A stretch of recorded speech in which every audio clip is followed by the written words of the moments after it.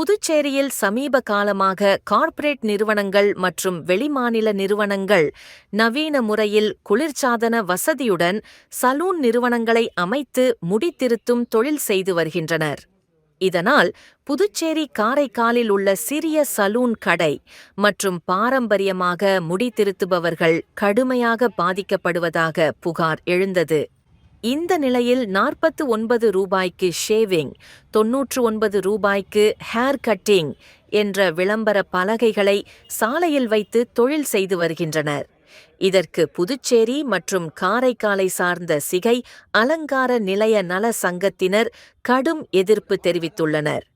Mafia நிறுவனங்களுடைய, salon நிறுவனங்களுடைய, corporate நிறுவனங்களுடைய 49 ரூபாய் shaving என்றும் hair cutting 99 என்றும் விலைப்பட்டியலை வெளியில் பலகை வெளியில் வைத்து தொழில் புரிந்து வந்து கொண்டிருக்கிறார்கள்.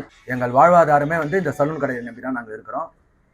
அதனால் எங்களுக்கு தொழில் பெருமளவில் பாதிக்கப்பட்டிருக்கிறது. இதை கண்டித்து நாங்கள் கடந்த 2/7/2025 ஒரு பொதுக்குழுவில் கார்ப்பரேட் நிறுவனங்களுக்கு எதிர்த்து போராட்டம் நடத்தப்படுவதாக பேப்பர் மீடியாவிலும் ஒரு நியூஸ் தெரியப்பட்டு, அதை கண்டித்து நாங்கள் முதலமைச்சரை சந்தித்து இந்த மாதிரி எங்கள் தொழில் பாதிக்கப்பட்டிருக்குது. அதனால் எங்களுக்கு தொழிலாளர் துறை மூலிமா, இந்த நிறுவனங்கள் மூலிமா நீங்கள் இந்த மாதிரி எங்கள் வாழ்வாதாரம் பாதிக்காத அளவுக்கு இந்த விலைகள் எல்லாம் வெளியில் வைக்காத அளவுக்கு உள்ள எடுத்து வைக்க சொல்லணும்னு நாங்கள் அவர்கிட்ட முதலமைச்சரிடம் தெரிவித்தோம்.